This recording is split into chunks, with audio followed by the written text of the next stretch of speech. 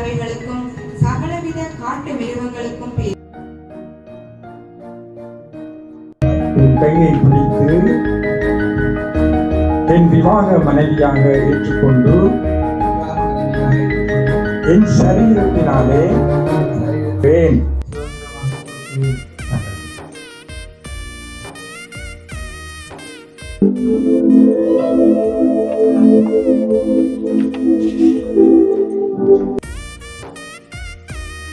உயிரோடு எழுந்தவராய் எங்கள் மத்தியில் உலாவுகிறவராய் இருக்கிறார். எல்லாரும் கண்களை மூட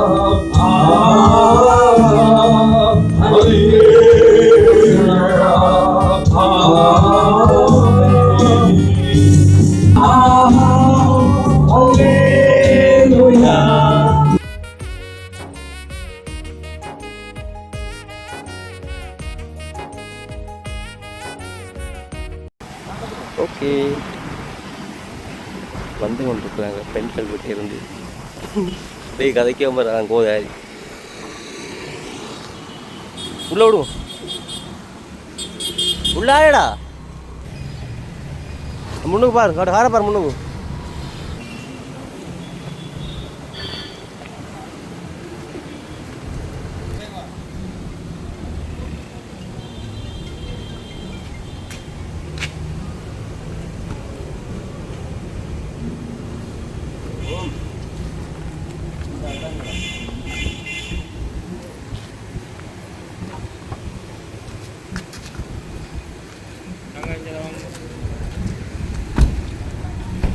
நீ அதெல்லாம் அப்படியே நீ வரணும். ஓகே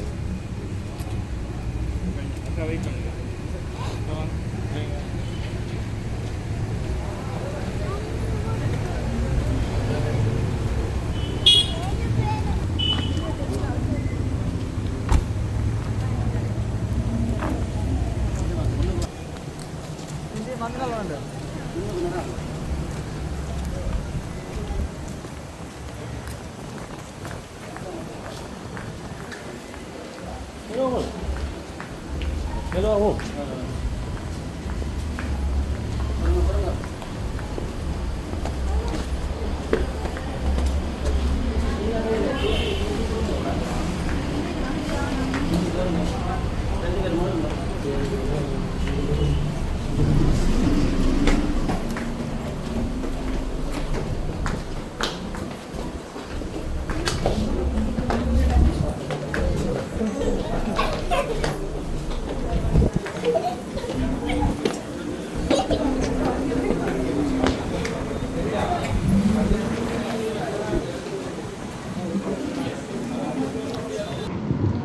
நல்லது. நாங்கள் யாவரும் எழுந்து நிற்போம். இப்பொழுது மணமகளுடைய வரவேற்பிருக்கிறபடினாலே எல்லோரும் நாங்கள் சேர்ந்து அவரை நாங்கள் வரவேற்போம். நல்லது. அவர்களை உள்ளே அழையுங்கள்.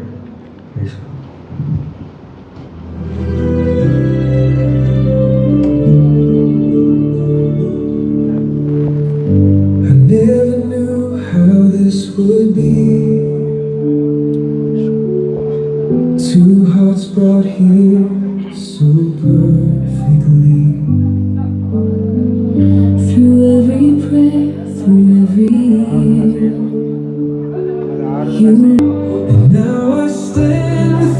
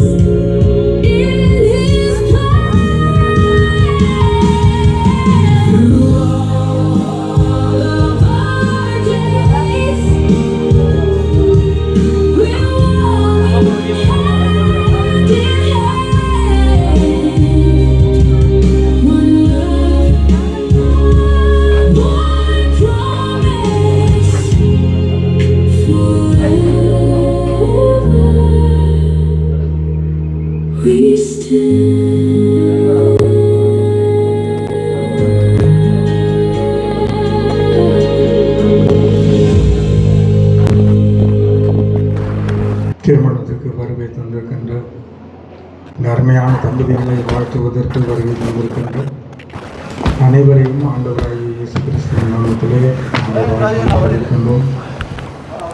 என்னுடைய தாய் திருச்சபை ஹெரிட்டேஜ் மினிஸ்ட்ரி ஜூகா அவருடைய தலைமை போதகர் bishop doctor G Antony, reverend Mala Antony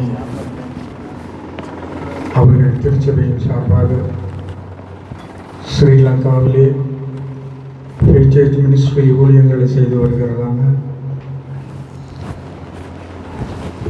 திருச்சபையின் போதகராகிய பாஸ்டர் ரெவரண்ட் ஜோசுவா ஆகிய நான் இயேசுவின் நாமத்திலே உங்களை வாழ்த்தி வரவேற்கின்றேன். நன்றி. நீங்கள் நில்லுங்கள். சபையார் என்ற வண்ணமாக என்னுடைய வேதாகமிருந்து ஒரு பகுதியை நாங்கள் வாசிக்க கொடுக்கப்பட்டிருக்கின்ற மிகவும் வல்லமையுள்ள ஒரு காரியமாக இருக்கிறது. இந்த வார்த்தையை நாங்கள் வாசிக்க கேட்போம். ஆதியாகம புஸ்தகத்திலே 2வது அதிகாரத்திலே 12வது வசனத்திலே இருந்து 24வது வசனம் வரையிலும் சகோதரி வாசிக்கும் பொழுது தயவு செய்து you are listen in the word of God, இந்த வார்த்தைக்கு செவி கொடுங்கள். நீங்கள் அநேக காரியங்களை உங்களுடைய ஜீவியத்தில் கேட்டிருப்பீர்கள்.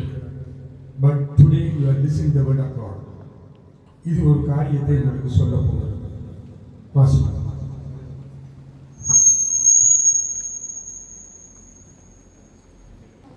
தேவனாகிய கர்த்தர் மனுஷன் தனிமையா இருப்பது நல்லதல்ல என்று ஏற்ற துணையை அவனுக்கு உண்டாக்குவேன் என்றார். தேவனாகிய கர்த்தர் வெளியின் சகல மிருகங்களையும் ஆகாயத்தின் சகல பறவைகளையும் மண்ணினாலே உருவாக்கி ஆதாம் அவைகளுக்கு என்ன பெயரிடுவான் என்று பார்க்கும்படி அவைகளை அவனிடத்தில் கொண்டு வந்தார். அந்தந்த ஜீவனுக்கு ஆதாம் எந்தெந்த பெயரிட்டானோ அதுவே அதற்கு பேராயிற்று. அப்படியே ஆதாம் சகல நாட்டு மிருகங்களுக்கும் ஆகாயத்து பறவைகளுக்கும் சகலவித காட்டு மிருகங்களுக்கும் பெயரிட்டான். ஆதாமுக்கு ஏற்ற துணை இன்னும் காணப்படவில்லை. அப்பொழுது தேவனாகிய கர்த்தர் ஆதாமுக்கு அயர்ந்த நித்திரையை வரப்பண்ணினார். அவன் நித்திரை அடைந்தான். அவர் அவன் விலா எலும்புகளில் ஒன்றை எடுத்து அந்த இடத்தை சதையினால் அடைத்தார். தேவனாகிய கர்த்தர் தாம் மனுஷனில் எடுத்த விலா எலும்பை மனுஷியாக உருவாக்கி அவளை மனுஷனிடத்தில் கொண்டு வந்தார். அப்பொழுது ஆதாம், இவள் என் எலும்பில் எலும்பும் என் மாம்சத்தில் மாம்சமாய் இருக்கிறாள். இவள் மனுஷரில் எடுக்கப்பட்டபடியால் மனுஷி எனப்படுவாள் என்றான். இது நிமித்தம் புருஷன் தன் தகப்பனையும் தன் தாயையும் விட்டு தன் மனைவியோட இசைந்திருப்பான். அவர்கள் ஒரே மாம்சமாயிருப்பார்கள். ஆமென். நல்லது. திருமணம் மனிதர்களாலே உருவாக்கப்பட்டதல்ல, இறைவனாலே கொடுக்கப்பட்ட ஒரு பெரிய துறை. அதற்கு ஒரு நோக்கம் இருக்கிறது. இறைவன் ஒரு எதிர்பார்க்கிறார். அதை அவர் உங்களிடத்திலே இந்த நாட்களிலே எதிர்பார்க்கிறார். அதற்காகவே கர்த்தர் உங்களை இன்றைய நாளிலே இந்த இடத்திலே கூட்டி சேர்த்திருக்கிறார். ஆமென். மற்றவர்கள் உட்காருங்கள். நீங்கள் இருவரும் நீங்கள். இந்த மணமகளும் பரிசுத்த திருமண உடன்படிக்கையிலே ஐக்கியப்படுவதற்காக இவர்கள் செய்ய போகும் பொருத்தனையை கேட்கவும் தேவ சமூகத்திலே கூடி வந்திருக்கிறீர்கள். மனிதன் பாவம் செய்யாதிருந்த காலத்திலே திருமணம் தேவனாலே ஏற்படுத்தப்பட்டது, தேவனால் ஆசீர்வதிக்கப்பட்டது. நமது ஆண்டவராகிய இயேசு கிறிஸ்து கானாவூர் நடந்த திருமணத்திற்கு சென்று தமது முதலாவது அற்புதத்தை செய்து திருமண வாழ்க்கையை அங்கீகரித்து மேன்மைப்படுத்தி சிறப்பித்திருக்கிறார். திருமணமானது கிறிஸ்துவுக்கும் அவர் திருச்சபைக்கும் உள்ள பரிசுத்த ஐக்கியத்தை காட்டுகிறதும் யாவருக்கும் மேன்மையான ஒன்றாக இருக்கிறது என்றும் வேத வசனங்கள் கூறுகின்றன. ஆகையால் இதை அபத்தமாய் எண்ணாமல் திருமணம் ஏற்படுத்தப்பட்ட காரணங்களை மனதிலே கொண்டு பயபக்தியோடும் விவேகத்தோடும் தெளிந்த புத்தியோடும் தேவ பக்தியோடும் திருமணம் செய்ய வேண்டும். தேவநாம மகிமைக்காக பிள்ளைகளை பெற்று அவர்களை கர்த்தருக்கு ஏற்ற பயத்திலும் அறிவிலும் அன்பிலும் வளர்க்கவும் வாழ்விலும் தாழ்விலும் கணவன் மனைவி ஒருவரால் ஒருவர் பெற வேண்டிய அன்பையும் ஆறுதலையும் அடையவும் திருமணம் தேவனாலே ஏற்படுத்தப்பட்டது.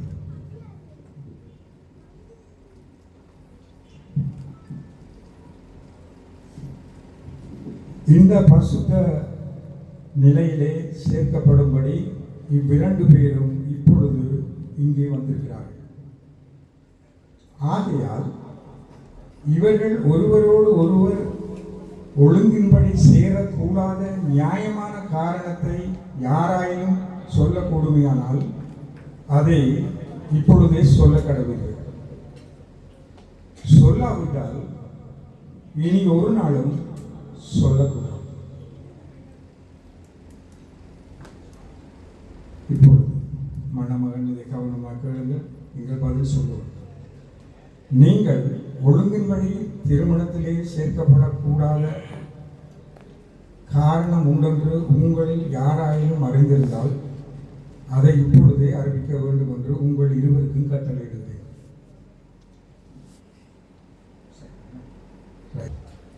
திருமணம் செய்ய இந்த மணமகளை இந்த மணமகனுக்கு கொடுக்கிறது யார்?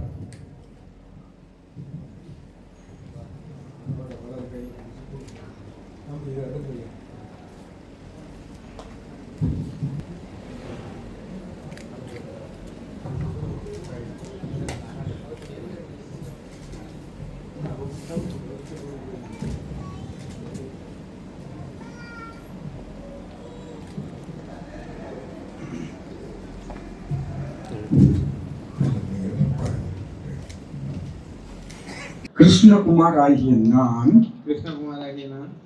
துஷாவாகிய உன்னை இன்று முதல் எனக்கு விவாக மனைவியாக ஏற்றுக்கொண்டு தேவனுடைய பரிசுத்த பிரமாணத்தின்படி நன்மையிலும் தீன்மையிலும் வாழ்விலும் தாழ்விலும் சுகத்திலும் துக்கத்திலும் மரணம் நம்மை பிரிக்கும் அளவு உன்னை நேசிக்கவும் ஆதரிக்கவும் வாக்கு கொடுக்கிறேன். விதுஷாகிய நான் எல்லாருக்கும் விதுஷாகிய நான் கிருஷ்ணகுமார் ஆகிய உம்முடன் பரிசுத்த விவாகத்தில் இணைக்கப்படுவதற்கு தடையான யாதொரு நியாயமான காரணத்தையும் அறியேன் என்று நியாயமான காரணத்தையும் அறியேன் என்று பயபக்தியுடன் தெரிவித்துக் கொள்கிறேன். இதற்கும் சாட்சியாக நிற்க கூடி வந்திருக்கும் யாவருக்கும் சாட்சியாக நிற்க விதுஷாவாகிய நான் கிருஷ்ணகுமார் ஆகிய உம்மை இன்று முதல் எனக்கு விவாக கணவனாக ஏற்றுக்கொண்டு தேவனுடைய பரிசுத்த பிரமாணத்தின்படி நன்மையிலும் தீன்மையிலும் வாழ்விலும் தாழ்விலும் சுகத்திலும் துக்கத்திலும் மரணம் நம்மை பிரிக்கும் அளவும் உன்னை நேசிக்கவும் ஆதரிக்கவும் வாக்கு கொடுக்கிறேன்.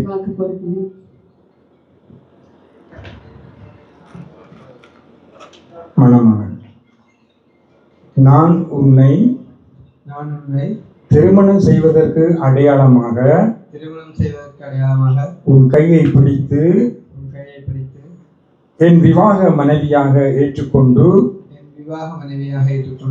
என் சரீரத்தினாலே என் சரீரத்தினாலே உன்னை மேன்மைப்படுத்தி உன்னை மேன்மைப்படுத்தி எனக்கு உண்டான உலக ஆஸ்திகளை எல்லாம் உனக்கு சுதந்திரமாக கொடுக்கிறேன். ஒரு ஆள் வச்சிருங்க, இதில் வச்சிருங்க தேவை வரைக்கும் அதில் வச்சிருங்க, அதில் நில்லு, கொஞ்சம் தள்ளி. ஓகே, நல்லது. இந்த உடன்படிக்கைக்கு அடையாளமாக இந்த மாங்கல்யம், இங்கே கொடுக்கப்பட்டிருக்கிறதான அடையாள மோதிரம், இங்கே வைக்கப்பட்டிருக்கிறதான மனு குலத்துக்கு இறைவனாலே கொடுக்கப்பட்ட திருச்சட்ட புஸ்தகமாகிய வேதாகமம், இவைகளெல்லாம் ஆசீர்வதிக்கப்பட்டு இப்பொழுது இவர்கள் அணிந்து கொள்வார்கள். இதை ஆசீர்வதிக்கும்படியாக பாஸ்டர் நீங்கள் முன்பதாக வாருங்கள். வந்து நாங்கள் இதை ஆசீர்வதித்து பாஸ்டர் நீங்கள் ஜெபம் பண்ணும்போது யாவரும் நாங்கள் எழுந்து நிற்போம்.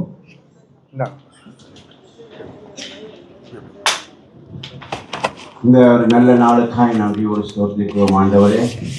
ஆண்டவரே, இந்த வேளையிலும் ஆண்டவரே இதை கொண்டு வந்து வச்சிருக்கிறதான வேத வாக்கிய வசன புத்தகங்களும் ஆண்டவரே, அங்கே அவர்கள் கட்டப்படுறதான தாடி மற்றும் அதில் இருக்கிற மோதிரங்கள் ஒவ்வொன்றையும் பிதா குமாரன் பரிசுத்த ஆவியினாலே ஆசீர்வதிக்கிறோம் ஆண்டவரே. கர்த்தாவே, இந்த பிரச்சனத்தினால் மூடிக்கொள்ளும் இயேசுவின் நாமத்தில் ஜெபிக்கிறேன் நல்ல பிதாவே, ஆமென்.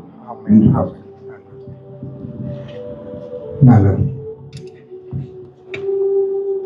இப்பொழுது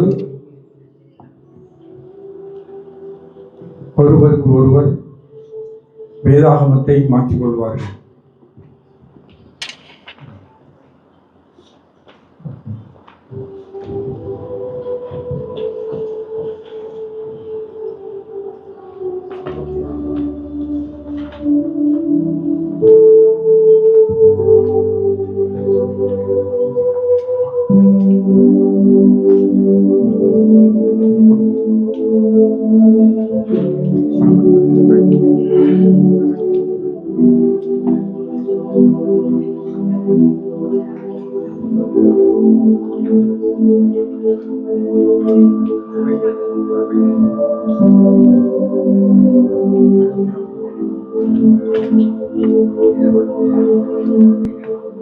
இப்பொழுது அன்பின் அடையாளமாக முத்திரையாக இந்த மோதிரத்தை ஒருவருக்கு ஒருவர் மாற்றி தங்களுடைய அன்பை பரிமாறிக்கொள்வார்கள்.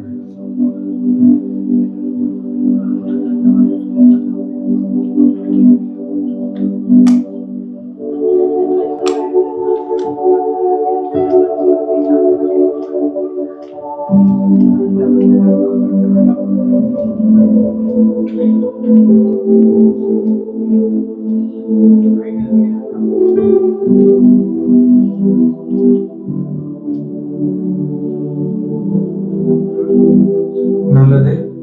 இப்பொழுது மாங்கல்யம் அதை அணிந்து அந்த அன்பையும் அவர்கள் பரிமாறிக்கொள்வார்கள். ஒரு அளவு அங்க விடும்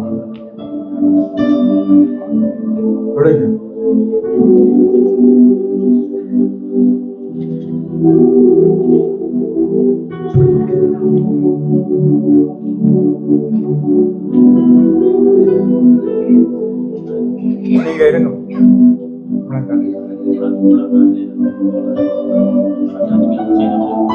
அத ஆமா, அதை எடுத்துட்டு இதை போட்டு இதை கவனம் வரட்டும்.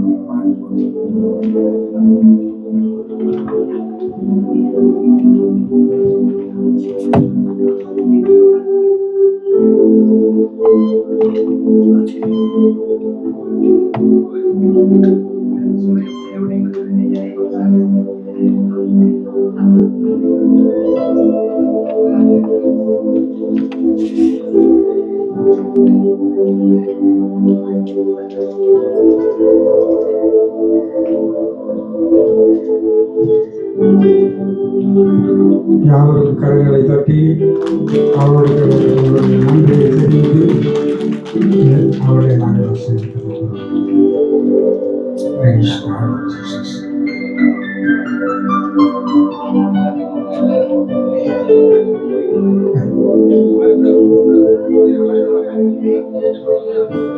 கவனம்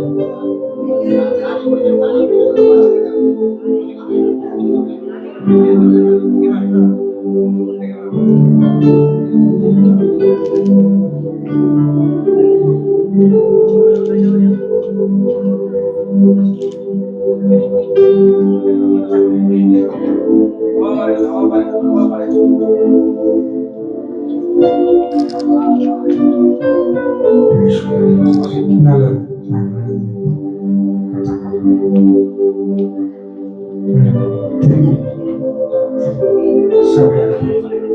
சபையாக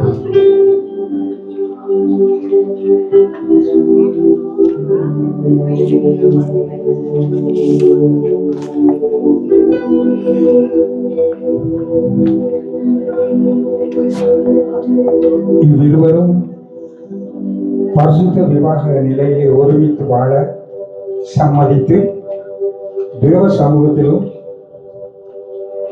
இந்த சபைக்கு முன்பாகவும் அதை அறிக்கையிட்டு ஒருவருக்கு ஒருவர் வாக்கு கொடுத்து உறுதிக்கு அடையாளமாக கைப்பிடித்து அறிவித்தது நிமித்தம் இவர்கள் கணவனும் மனைவியுமாக பிதா குமாரன் பரிசுத்த ஆவியுடைய நாமத்தினாலே இவர்களை ஆசீர்வதித்து இந்த சமுதாயத்திலே, இந்த சமூகத்தின் மத்தியிலே, இந்த பூமியிலே வாழ்நாள் முழுவதும் இணை பிரியாத அன்பான ஒரு குடும்பமாக வாழுகின்ற ஒரு மணமக்கள் குடும்பமாய் சபையாருக்கு அறிமுகப்படுத்தி ஆசீர்வதிக்கிறோம். இயேசுவின் நாமத்தினாலே ஆமென். நல்லது. நீங்கள் திரும்பி உட்கார்.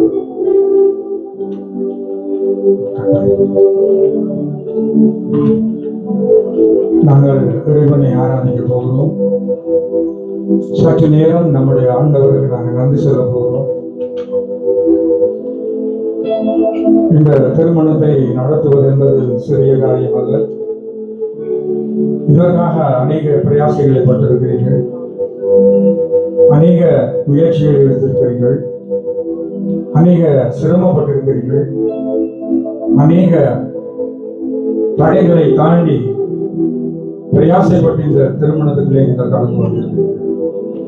கடவுள் உங்களுடைய அன்பாயிருந்தது நிமித்தமாக, உங்கள் பெற்றாருடைய நல்ல வேண்டுதல்களை நிமித்தமாக இறைவன் உங்களுக்கு கொடுத்திருக்கின்ற இந்த அருமையான வாழ்க்கைக்கு நாங்கள் நிறுவனமாக நாங்கள் நன்றி செலுத்த போகிறோம். இப்பொழுது எங்கள் மத்தியிலே பாடலை வழிநடத்தும் பொழுது பாடல் தெரிந்த சபை மக்கள் இதில் இருந்தால் நீங்களும் சேர்ந்து ஆராதிக்க போகிறோம். ஆசீர்வாதம் இல்லாமல் இந்த பூமியிலே நாங்கள் வாழ முடியாது. கடவுளுடைய அன்பு இல்லாமல் எந்த ஒரு மனிதனும் இந்த பூமியிலே வாழ முடியாது. அவர் யாராக இருந்தாலும், எப்பேற்பட்ட ஒரு மனிதனாக இருந்தாலும் இறைவனுடைய அன்பு கட்டாயம் தேவை, அவருடைய வழிநடத்தல் தேவை. கடவுளுடைய அன்பு இல்லாமல் வாழ முடியாது. எனவே அவருக்கு நன்றி சொல்வதற்காக நீங்கள் ஒவ்வொரு எழுந்து நின்று, எல்லாரும் எழுந்து நின்று, எல்லாரும் ஒரு கடவுளை பின்பற்றுகிறீர்கள். எல்லாருக்கும் கடவுள் வேண்டும், எல்லாருக்கும் இறைவன் தேவை. எனவே எல்லாரும் நாங்கள் எழுந்து நிற்போம். நாங்கள் எழுந்து நின்று நாங்கள் ஆராதிக்கும் போம், கர்த்தரை துதிப்போம், ஆராதிப்போம். நல்லவர் இந்த காரியம், இது கர்த்தரால் வந்த காரியம். வேதம் சொல்லுகிறது, நன்மையான எந்த ஈவும் பூரண அவரிடத்தில் யாதொரு மாறுதலும் இல்லை, யாதொரு வேற்றுமை நிரலும் இல்லை. தேவன் உண்டு பண்ணின இந்த திருமணம் கர்த்தர் இணைத்ததை மனிதன் பிரிக்காதிருக்க கடவுள் என்று வேதம் சொல்லுகிறது. இது கர்த்தரால் வந்த காரியம். எனவே நாங்கள் ஆண்டவருக்கு நன்றி செலுத்த போகிறோம். அவர் இந்த உலகத்தின் எங்களுக்காகவும் உங்களுக்காகவும் தாம் சிலுவையில் அடிக்கப்பட்டு பாடுகள் அனுபவித்து நமக்காய் மரித்த அந்த இயேசு என்றும் என்றும் ஜீவிக்கிறவராய், உயிரோடு எழுந்தவராய், எங்கள் மத்தியில் உலாவுகிறவராய் இருக்கிறார். எல்லாரும் கண்களை மூடி கரங்களை உயர்த்தி அவரை பார்த்து சொல்வோம். இந்த காலை நேரத்தில் அவர் மகிமை உள்ள தேவன். இந்த இடம் முழுவதும் அவருடைய பிரசன்னத்தினால நிரம்பெற்று, அவருடைய மகிமையால நிரம்பெற்று கரங்களை உயர்த்தி சொல்வோம்.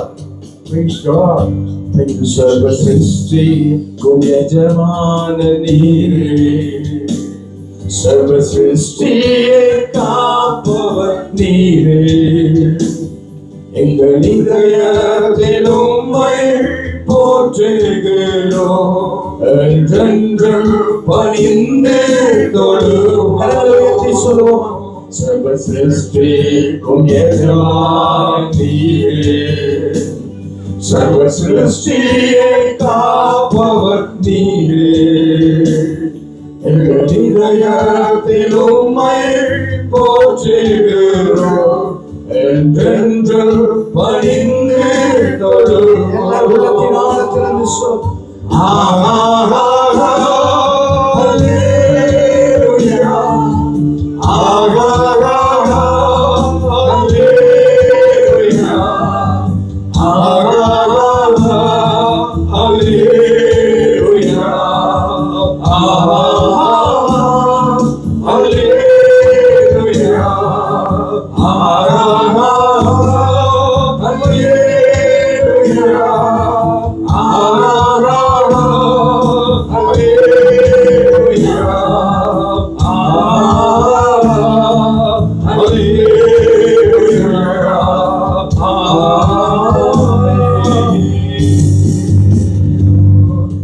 பூமி ஒளிந்து போனாலு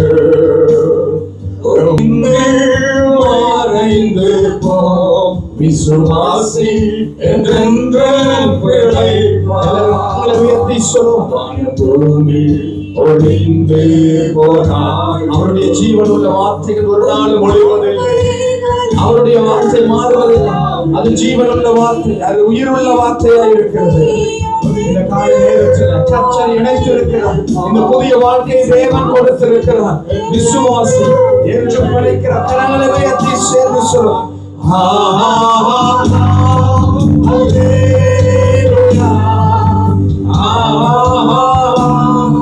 ஹல்லேலூயா. ஹல்லேலூயா.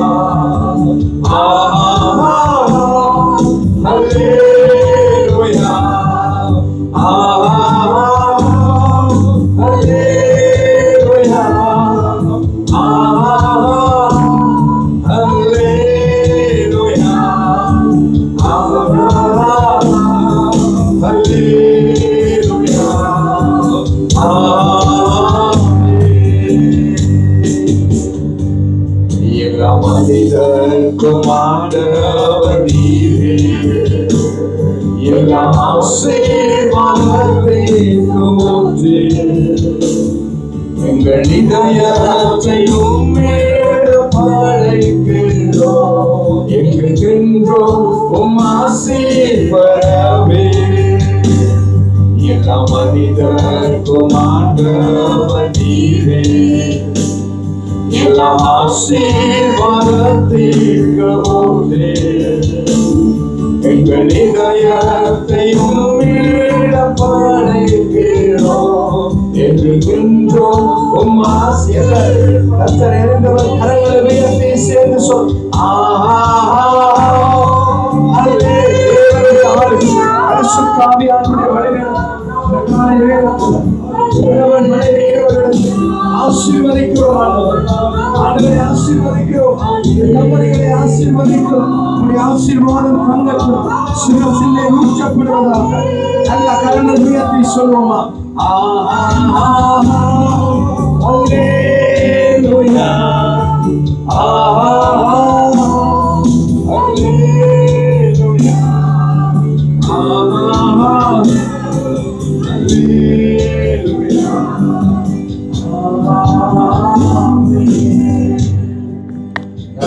இந்த நல்ல நேரத்துக்காக நன்றி செலுத்துகிறோம். துதிகளின் மத்தியில் வாசம் பண்ணுகிறவர் கிருஷ்ணாவுடைய குடும்பத்தை கர்த்தர் இணைத்திருக்கிறது. ஆண்டவரே, இந்த வாழ்க்கை நீங்க கொடுத்தது. ஆண்டவரே, இந்த வாழ்க்கை நீங்க இணைந்து சேர்ந்து வாழ ஒரு ஐக்கியமுள்ள உறவுள்ள பாசமுள்ள அன்புள்ள வாழ்க்கை வாழ கர்த்தர் பிரித்தெடுத்ததற்காக நன்றி.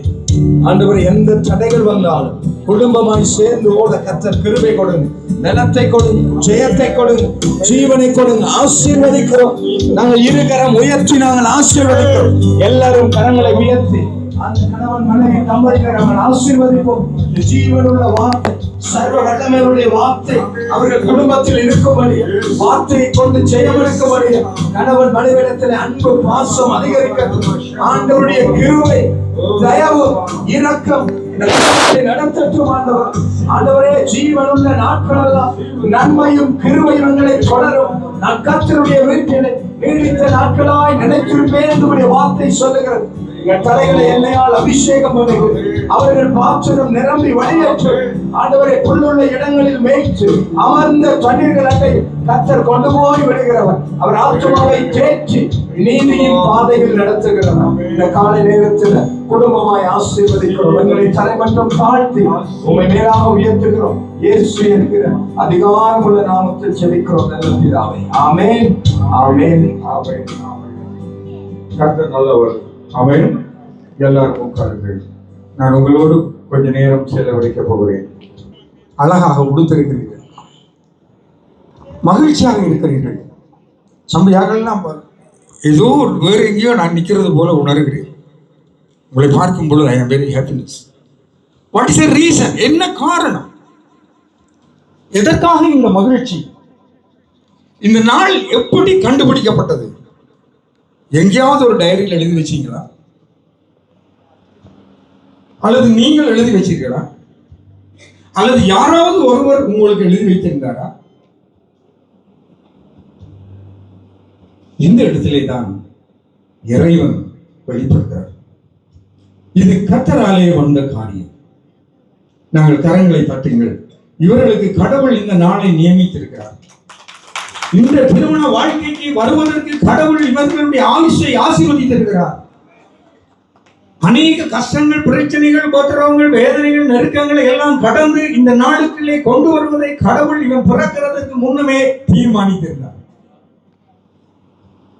இது தேவனுடைய திட்டம், இது மனிதர்களுடைய திட்டம் அல்ல. எனவேதான் இது மகிழ்ச்சியான நாள். We are enjoying. கிருஷ்ணாவுடைய திருமண குடும்ப வாழ்க்கையை இன்றைக்கு ஆரம்பித்திருக்கிறது நிமித்தமாக ஆண்டவருடைய வார்த்தை சொல்லுகிற பிரகாரமாக உன் தாயின் கர்ப்பத்தில் நீ உருவாகும் முன்னமே இறைவன் கிருஷ்ணாவையும் துஷாவையும் நினைத்திருக்கிறார். இந்த இரண்டு பேரும் வேறு வேறு துருவங்கள், எங்கே எப்படியோ இவர்களை இணைக்க வேண்டும் என்கிறது கடவுளுடைய ஒரு பிரமாணம். அந்த பிரமாணத்தின்படி இவர்கள் இணைந்திருக்கிறார்கள். நான் நினைக்கிறேன் வாழ்நாட்களிலே இன்றைக்கு நீங்கள் அதிக சந்தோஷமாக இருப்பீர்கள். மனைவி அது மிகவும் சந்தோஷமான ஒன்று. அதை பற்றி சொல்ல போனால் நிறைய சொல்லலாம். இன்னொரு வசனத்தை நாங்கள் வாசிக்க கேட்டோம். எபிரேயர் 13:4 வாசியுங்கள். வசனத்தை கேளுங்கள். விவாகம் விவாகம் யாவருக்குள்ளும் கனமுள்ளதாயும் விவாக மஞ்சம் அசூசிப்படாதல் இருப்பதாக. இந்த வசனத்தை கேட்டீங்களா? என்ன சொல்லுது? விவாகம் கனமுள்ளது. குடும்ப வாழ்க்கை கனத்துக்குரியது. இதுல யாரும் விளையாடக்கூடாது. இது கடவுளால ஏற்படுத்தப்பட்ட வாழ்க்கை.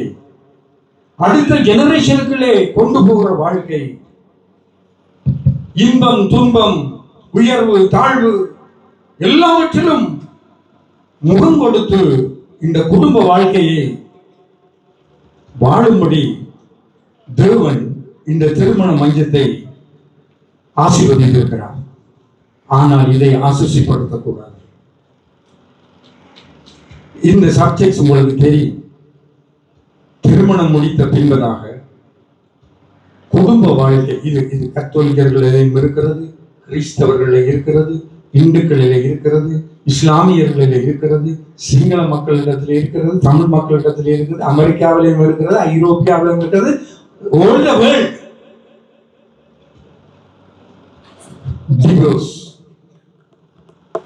பிரிவினை, துன்பப்படுத்துவது, மனைவியை தள்ளி வைப்பது, கணவனை ஒதுக்கி விடுவது, மன்னிக்காமல் நேசிக்காமல் அந்த குடும்பத்தை நாசம் பண்ணி விடுகிறது.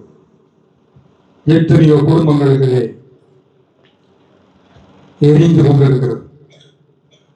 ஒரு நகமும் தசை இவங்களை பிரிக்கவே முடியாது. காதல் என்றால் அவங்களிடத்திலே போய் கேளுங்கள். அன்பென்றால் என்னென்று அவர்களிடத்திலே கேளுங்கள்.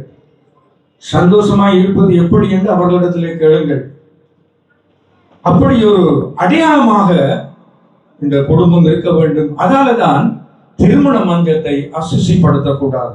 அந்த அசுசிப்படுத்துகிற என்று சொல்லப்படுகிற பதத்திலே ஒரு விஷயம் மறைந்திருக்கிறது.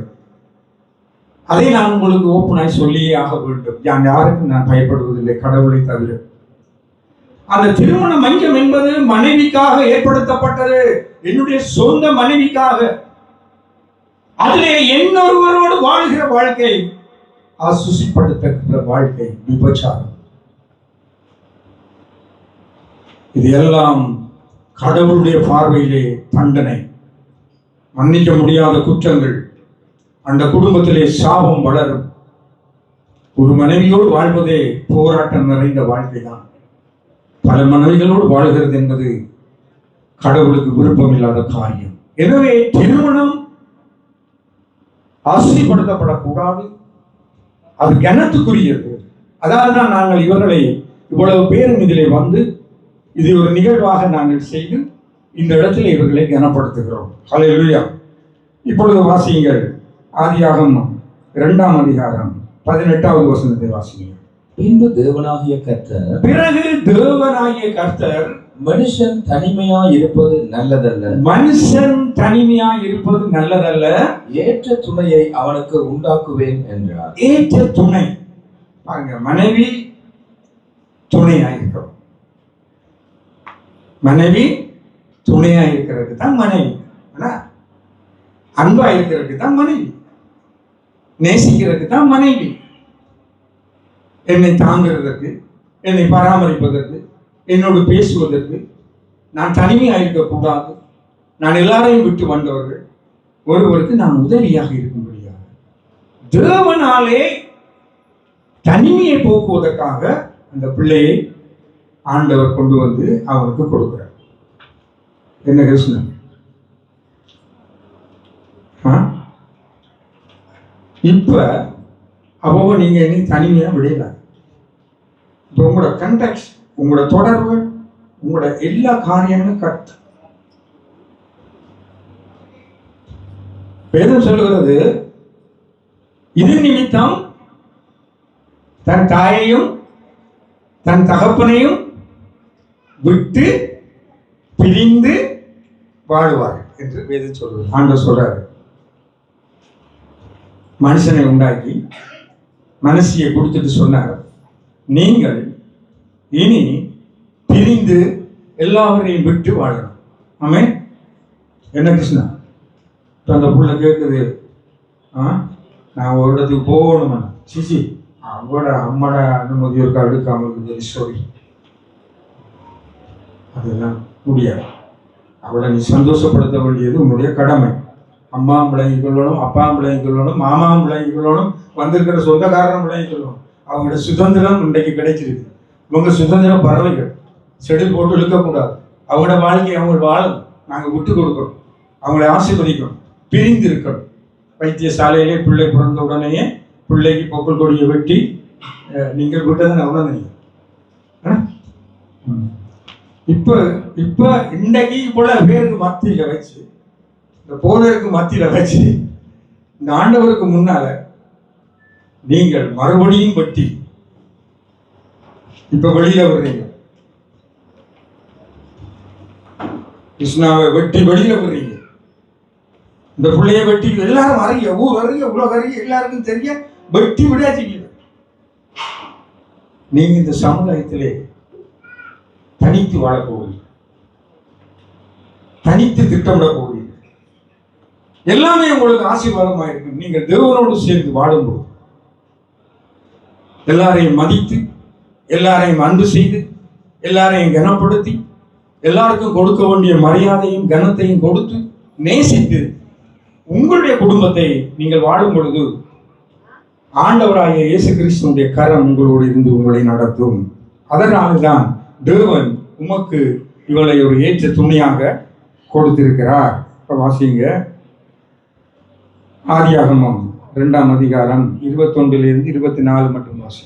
அப்பொழுது தேவனாகிய கர்த்தர், அப்பொழுது தேவனாகிய கடவுள் ஆதாமுக்கு அயர்ந்த நித்திரையை வரவித்து அவன் நித்திரை அடைந்தான். அவன் நித்திரை ஆகினான். அவர் அவன் விலா எலும்புகளில் ஒன்றை எடுத்து, பாருங்க, ஒரு பொம்பளைய எப்படி இறைவன் உண்டாக்கி இருக்கிறார் என்பதை ஒரு ஆணுடைய விலா எலும்பில் இருந்து அந்த இடத்து பக்கத்திலே இருக்கிற அந்த எலும்பை எடுத்து வாசிங்க. அந்த இடத்தை சதையினால் அடைத்து, அதை சதையினாலே அடைத்து தேவனாகிய கர்த்தர் தேவனாகிய கர்த்தர் தாம் மனுஷனில் எடுத்த விலா எலும்பை மனுஷனில் எடுத்த அந்த விலா எலும்பை மனுஷியாக உருவாக்கி அவளை மனுஷனிடத்தில் கொண்டு வந்தார். மனுஷனிடத்துல கொண்டு வந்தார். இப்ப பாருங்க, அந்த பாயிண்ட்ல நில்லுங்க. இப்ப கிருஷ்ணாவுக்கு மனுஷிய கொண்டு வந்தாச்சு. எல்லாரும் முறையே கொண்டு வந்துருக்கு. வடிவா விளக்கி கொடுங்க. கல்யாணம் என்றால் என்ன, குடும்பம் என்றால் என்ன, கணவன் மனைவி என்றால் என்ன, வாழ்க்கை என்றால் என்ன, ஒருமுறை வாழ்கிற வாழ்க்கை, சாட்சியா வாழணும். அப்போ கொண்டு வந்தாச்சு. இப்ப ஆதாம் இடத்திலே அந்த பொண்ணை கொண்டு வந்து கொடுத்த பொழுது ஆதாம் என்ன சொல்கிறான்? இப்ப கிருஷ்ணா கேட்க போகுது. சொல்லுங்க. அப்பொழுது ஆதாம், இவள் என் எலும்பில் எலும்பும், என்னுடைய எலும்பும் என் மாம்சத்தில் மாம்சமுமாய் இருக்கிறாள், என்னுடைய சதையிலும் சதையாக இருக்கிறாள். இவள் மனுஷனில் எடுக்கப்பட்டபடியினாலே மனுஷி எனப்படுவாள் என்றார். மனுஷி எனப்படுவாள். இப்ப மனுஷி என்ற அந்த பெயரை ஆதாம் தான் வைத்தார், கடவுள் வைக்கல. இன்றைக்கு நான் சில இடங்களிலே நான் பார்த்திருக்கிறேன். சிலர் மனுஷிமாருக்கு பேர் என்னன்னு கேட்டா நல்ல அழகான பேர் இருக்கும், சரோஜினி தேவி என்று. நாங்கள் கூட வைஃபுக்கு சரோஜினி தேவி பாஷா திரதாட்டம் தாய் தப்ப மாறி வச்சுட்டாங்க. அதுக்கு பேருக்கும் அவ்வளவு சம்பந்தமே இல்லை. அன்புக்கரசி அவர் கண்டதே இல்லை. பேர் என்னவோ சொல்லும், வாழ்க்கை என்னவோ சொல்லும். ஆனால் கிறிஸ்தவம் அப்படி அல்ல. இவளின் எலும்பின் எலும்பு, என் மாம்சத்தின் என் மாம்சம், என் உயிர், என் நேசம், எனக்கு எல்லாமே அவள் என்கின்ற அளவுக்கு ஆண்டவர் அந்த காரியத்தை விரும்புகிறார். அப்படி வாழ்ந்து பாருங்கள், அந்த வாழ்க்கையை கர்த்தர் ஆசீர்வதிப்பார். ஹல்லேலூயா. எபேசியர் 5ஆம் அதிகாரம் 25வது வசனத்தை வாசிங்க. Praise God of Jesus. 5:25. God of Jesus. புருஷர்களே உங்கள் மனைவிகளில் அன்பு கூறுங்கள். மனைவியில் அன்பு கூறுங்கள். அப்படியே கிறிஸ்துவும் சபையில் அன்பு கூர்ந்து. தேவனும் சபையிலே அன்பு கூர்ந்தார். இத பாருங்க, அன்பு என்பது என்ன? எப்ப அன்பு வருது என்னுடைய ஆக்களுக்கு?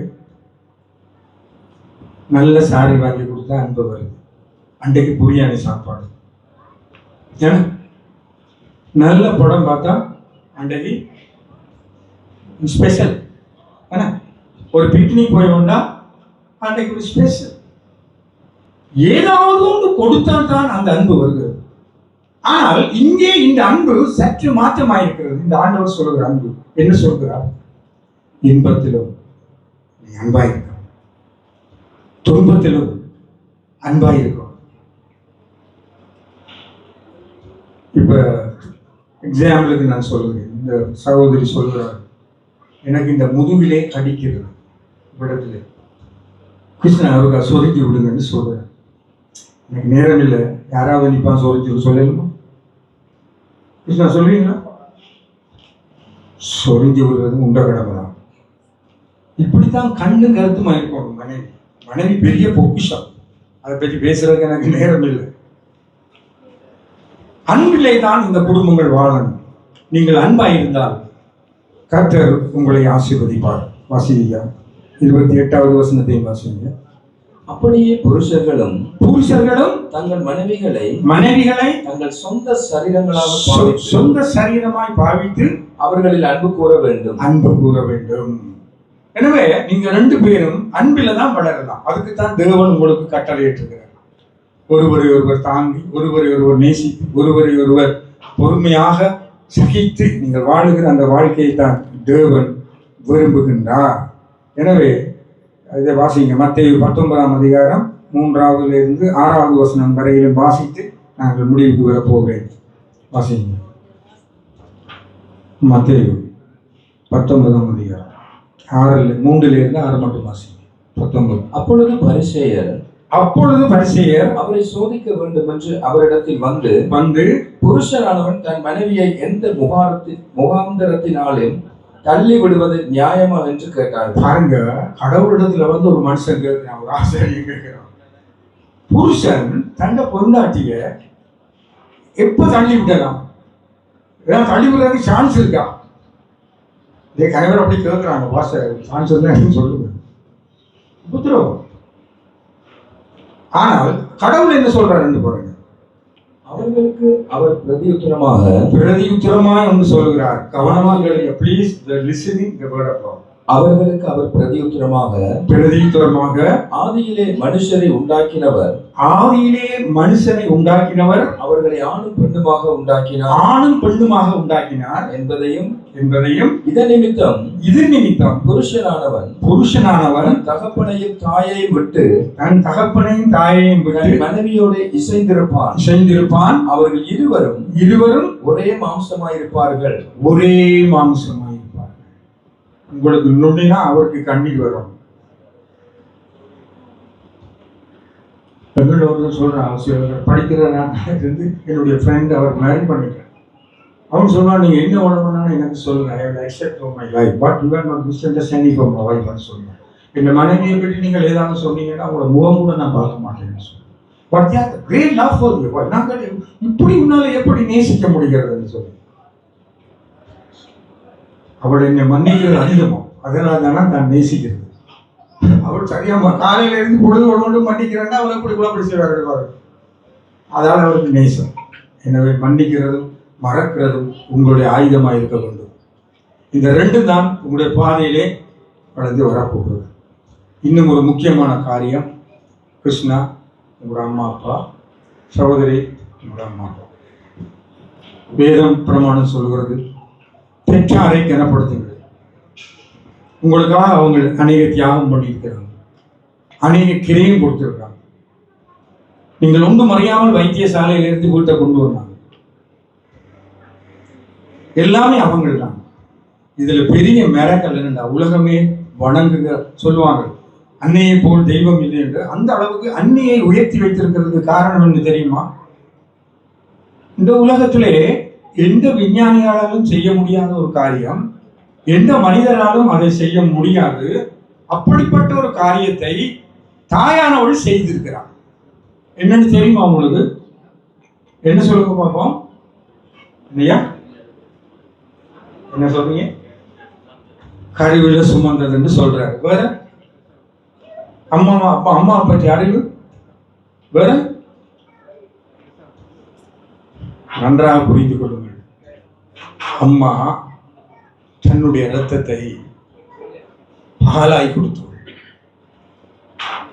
பாலாய் மாற்றி கொடுத்தவள். ரத்தமா தந்திருந்தா செத்து இருக்கும். But you must study for your பாப்பா மாமா. தயவு செய்து நீங்கள் உங்களுடைய அம்மா அப்பாவை அன்பு செய்யுங்கள். அந்த பாக்கியம் அவருக்கு கடவுளாலே கொடுக்கப்பட்டது.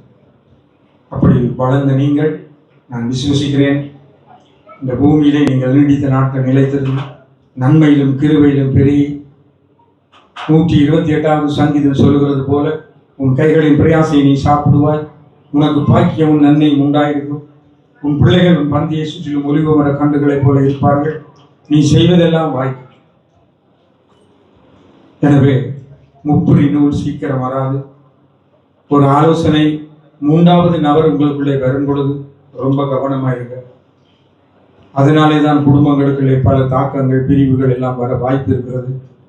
எனவே அவைகளை எல்லாம் நீங்க நிதானித்து தீர்மானித்து ஆண்டவரோடு சேர்ந்து இந்த வாழ்க்கையை நீங்கள் வாழும் பொழுது கர்த்தர் உங்களை ஆசீர்வதிப்பார்.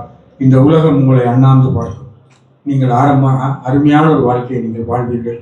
உங்கள் பிள்ளைகள், உங்களுடைய சந்ததிகள் இந்த பூமியிலே பெருகி நன்மைகளை காணும்படியாக தேவன் நாமே உங்கள் ஒவ்வொருவரையும் ஆசீர்வதிப்பாராக. ஆமென். கர்த்தர் நல்லவர். அல்லேலூயா.